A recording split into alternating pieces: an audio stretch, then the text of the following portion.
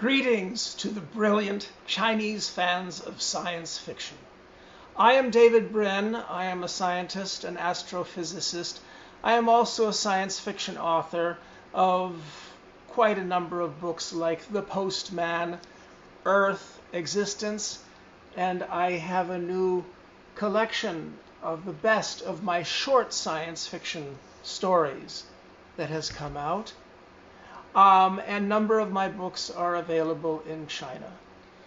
I want to express special wishes of success to the China Science Fiction Conference.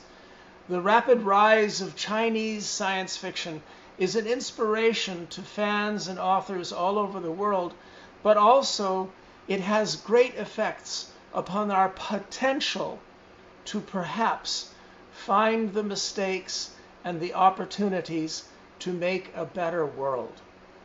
I hope everything goes smoothly with the conference, and I wish the event a complete success. I just have a couple of thoughts to share today. First, I am a scientist, and a lot of science fiction contains science. But only 1 out of 10 science fiction authors is actually scientifically trained. But all of us love to read history. History is the great drama, the sad, terrible, and sometimes exciting and inspiring story of humanity's rise out of the swamps and the caves, clawing our way upward to better understanding, using these little organs above our eyes called the prefrontal lobes to look ahead a little into the future.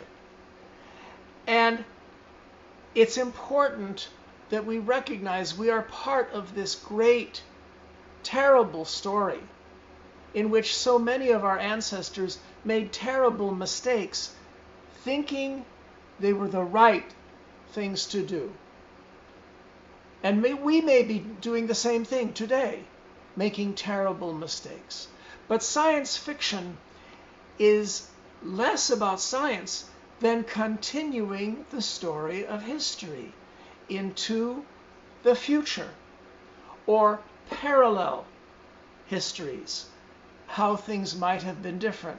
For example, if Admiral Zhang He had been allowed to continue just 20 more years, his great ships would have rounded Africa and gone into Lisbon harbor before the Portuguese began their great expeditions of discovery. That's a wonderful parallel world story. What if that had happened? Anyway, across 6,000 years of history, 99% of our ancestors had to endure the same form of government. Feudalism, inherited wealth and power. Those who inherited wealth, those who inherited power, got to control everyone else.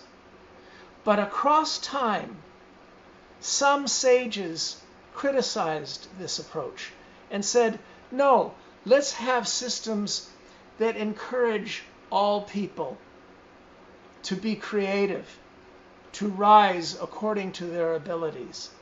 And this was the science fiction of the past. Fantasy novels about monsters, or Scholar Wu's story about the journey to the West. And I feature that story in my novel Existence. These are all fantastic parts of the human tradition. But the great breakthroughs were made by people who said the social order might be different. Pericles, Lao Tzu, Adam Smith, Thomas Paine, Sun Yat-sen, even Karl Marx and Mao Zedong. They all imagined a world in which you are judged less by who your father is than what you do. Martin Luther King said that you should be judged by the contents of your heart and your brain and your actions, and not the color of your skin, or who your father was. This is important not just for justice, but for science fiction, because all of them stressed that the way to avoid errors in the future, dangerous times with nuclear weapons and ecological disruptions and diseases, is to find the errors through criticism and the sharing of ideas. And that is science fiction. Science fiction says, what if?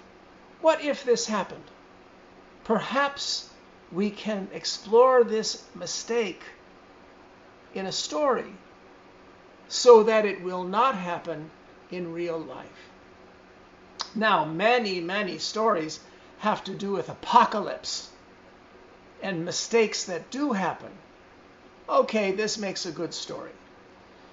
There are much fewer stories that give a utopia, a happy, a better future.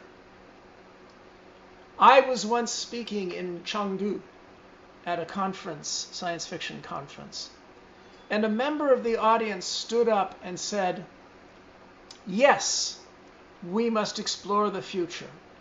But if we talk about the future being better, is this not an insult to our ancestors? If our ancestors did not have as good a world as we have made, does this not insult our ancestors?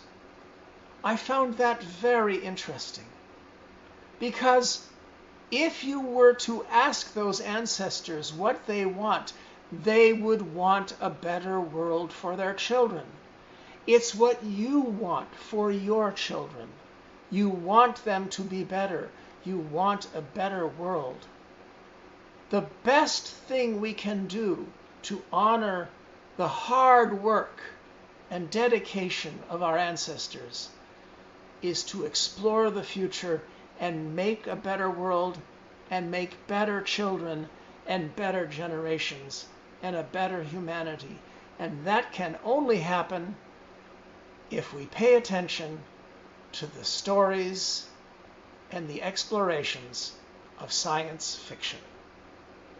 And with that, I wish you all a wonderful conference, a wonderful adventure. Let us hope for a future of peace, exploration, and freedom.